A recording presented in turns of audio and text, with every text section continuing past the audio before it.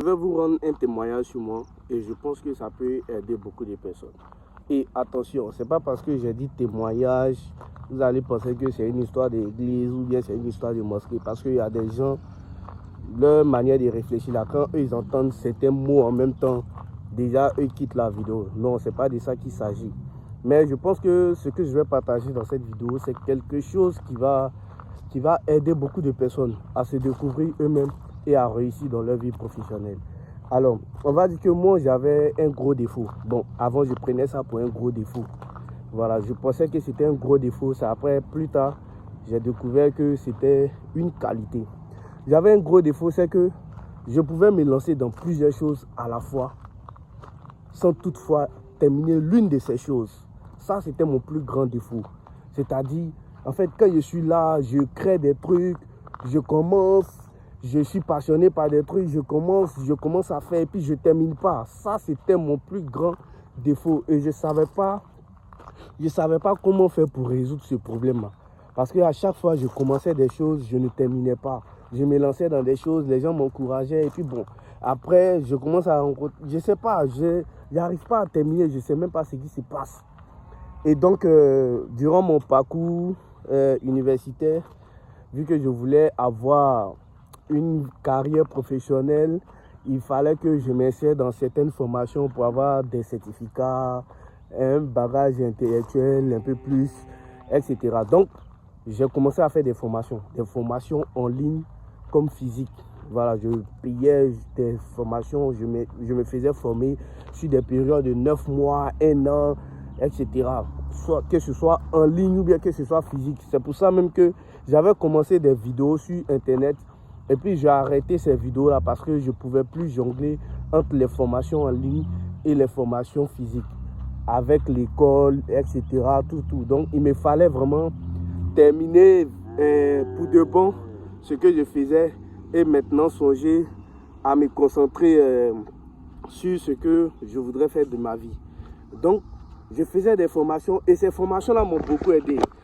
Elles m'ont permis de comprendre que je n'avais pas un gros défaut, mais c'était une qualité que je n'avais pas encore exploitée. C'était une qualité dont je n'avais pas la conscience et que je ne savais pas comment exploiter.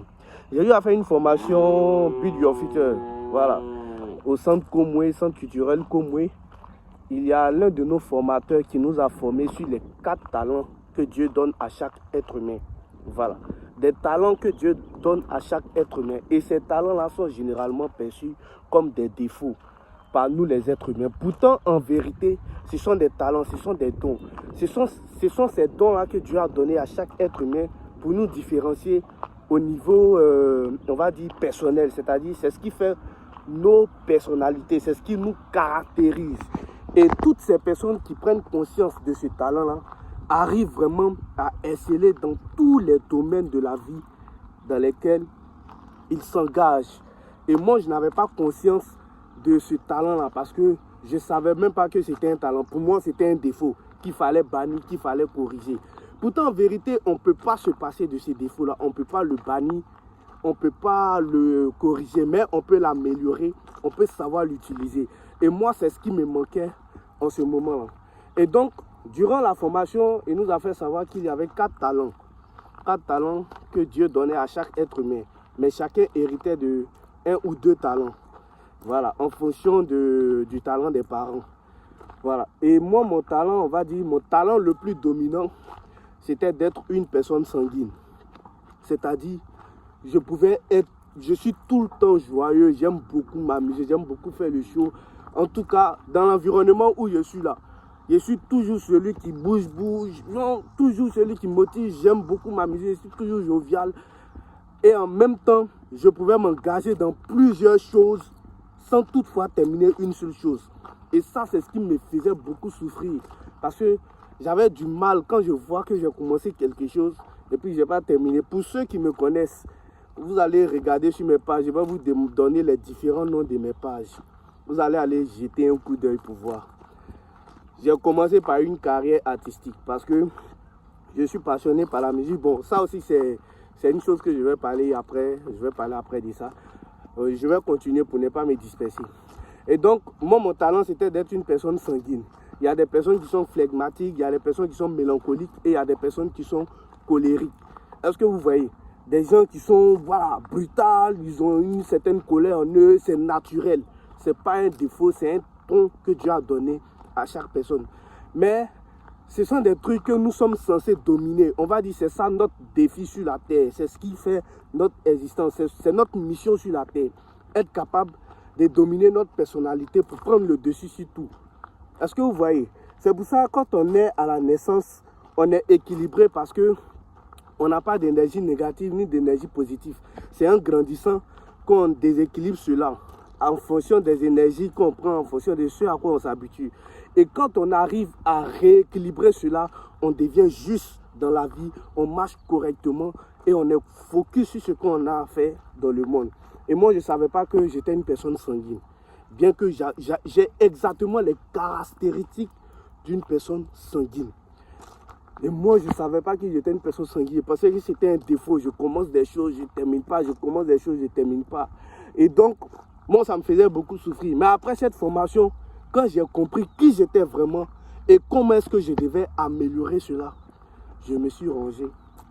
J'ai laissé tomber beaucoup de choses. Et j'ai commencé à travailler sur moi-même. Travailler sur ma personnalité. Travailler sur mes caractères. Travailler sur mes principes. Travailler sur mes habitudes. Jusqu'à ce que voilà, je puisse obtenir quand même un résultat satisfaisant. Qui puisse me permettre de relever certains défis. Commencer certaines choses, terminer ces choses, prendre certains engagements et les respecter. Et franchement, je peux dire que ça a apporté des fruits. Ça a apporté des fruits parce qu'aujourd'hui, je me regarde, j'ai parcouru beaucoup de choses et là où je suis, je n'ai pas forcément tout ce que je veux dans ma vie, mais là où je suis fier de moi parce que j'ai réussi à bâtir certaines choses et je continue de gérer ces choses-là. Et donc, ça fait que je suis fier de moi et je pense que je peux aller loin dans tout ce que je vais faire. C'est pour ça que je voudrais partager ce témoignage à toutes ces personnes qui ont un quelconque défaut, qu'ils pensent que c'est un défaut. Je vous assure, ce n'est pas un défaut, c'est des qualités que vous devez dominer, que vous devez en prendre conscience d'abord et puis savoir ce qu'il faut en faire. Et voilà. Et si vous êtes dans ce cas-là, si ça vous intéresse en tout cas, vous pouvez vous abonner à la chaîne parce que je vais bientôt faire des vidéos pour parler de ces choses-là, de ce que moi j'ai appris dans les formations. Je pense que ça va aider beaucoup de personnes.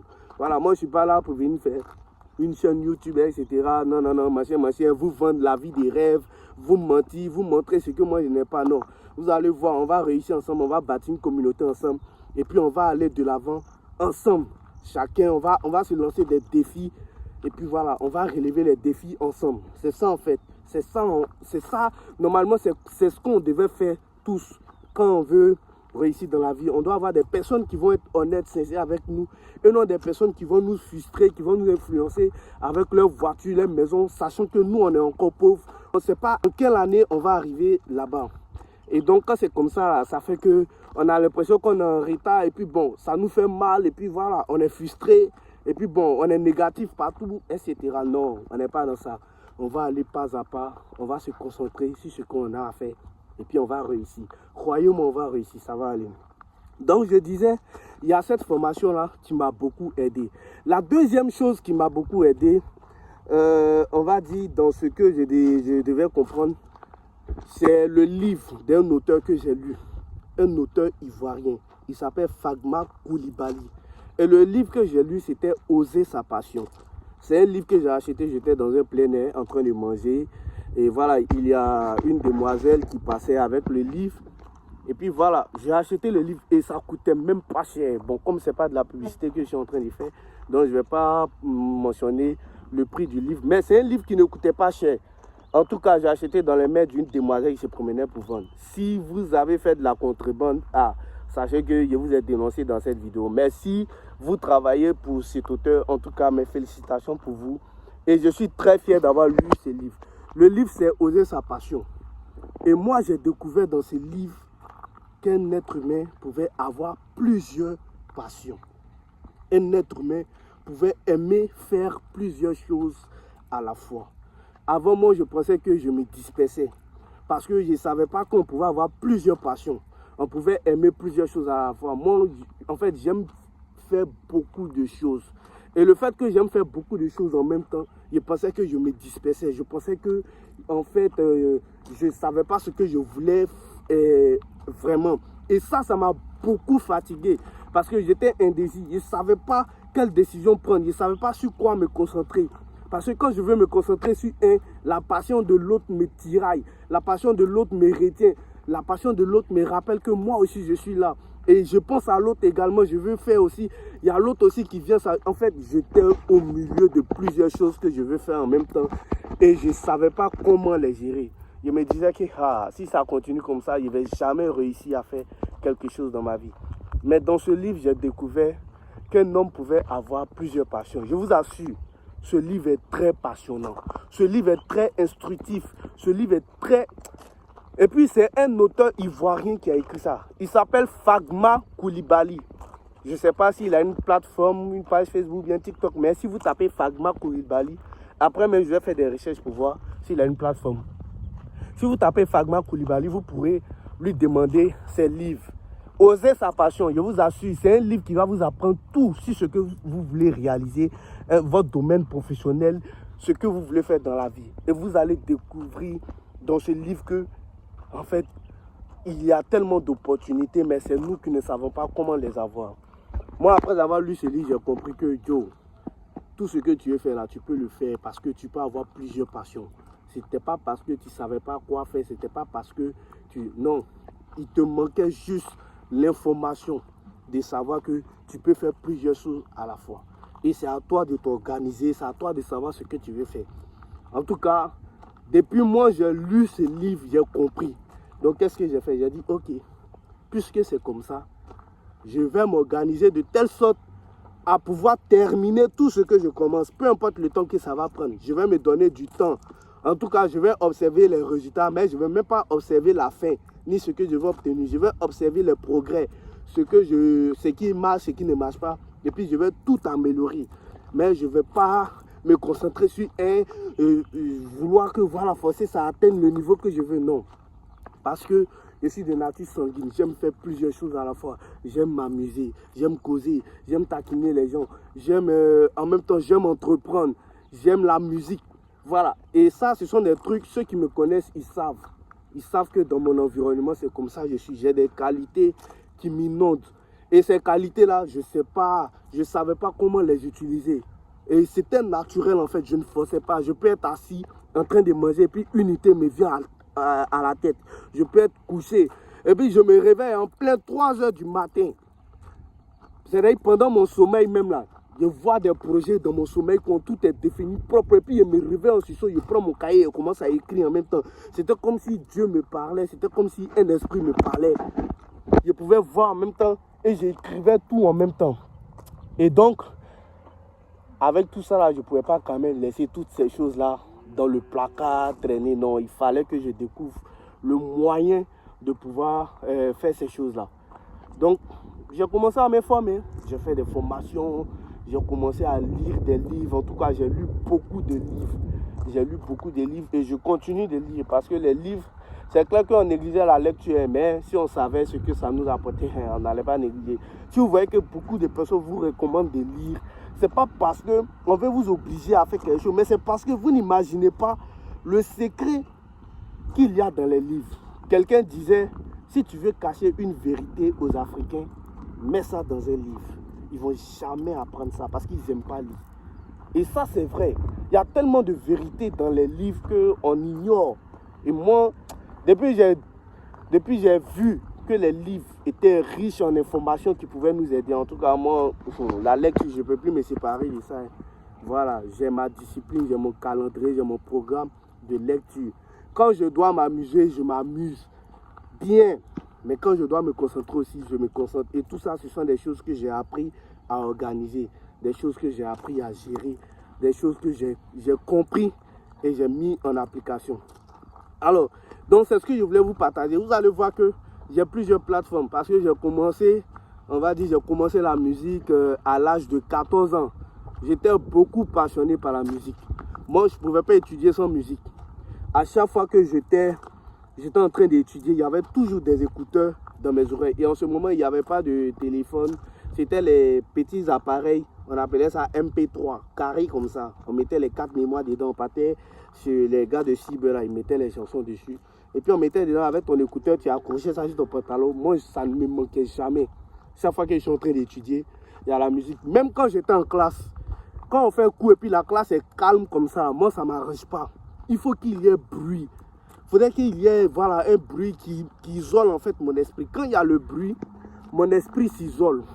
C'est comme si le bruit crée une bulle ou bien, je ne sais pas, un bouclier autour de ma tête et ça isole tout ce qui est distraction. Maintenant, mon esprit est concentré quand il y a le bruit en fait.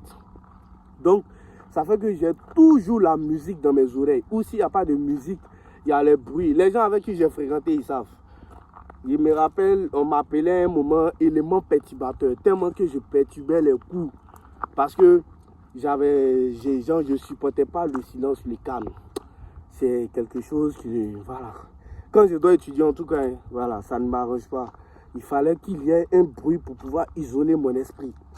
Donc je perturbais. Ça fait que je faisais beaucoup parler avec mes professeurs, mais j'étais l'un des meilleurs parce que j'étais très intelligent aussi. Voilà, en fait, c'est comme si j'étais comme coup de poulet, quoi. Si tu m'as jeté, tu as jeté viande, tu as mangé os. Voilà, donc j'étais les deux à la fois. Et donc, ça fait que j'ai beaucoup aimé la musique. Donc à l'âge de 14 ans, j'ai commencé à écrire mes premiers textes. Voilà, suite à un événement qui a eu lieu, voilà, sur mon parcours scolaire en troisième où, voilà, je n'ai pas pu passer mon BPC la première année parce qu'il y a eu une erreur sur mon numéro matricule, les trucs bon, un truc que je n'ai pas vraiment digéré, ça fait que mon amour pour les études, tel que j'étais à fond dedans, avait disparu parce qu'on m'a fait reprendre une classe. Mais bon, bref, je ne vais pas vous raconter ça, je vais à l'essentiel. Et donc, c'était un peu ça. Et là, quand j'ai compris que j'étais passionné par la musique, après le bac, moi j'ai dit que je voulais faire école de musique. Donc je suis allé à l'école de musique, à l'INSAC. Là-bas aussi, j'ai découvert d'autres choses qui sont devenues d'autres passions. J'ai aimé faire les vidéos, la communication, tout et tout. En fait, j'aime beaucoup communiquer, j'aime beaucoup partager. Et j'ai remarqué que partout où je partais, on me mettait toujours devant. J'étais comme celui qui doit diriger, celui qui doit être le leader, etc.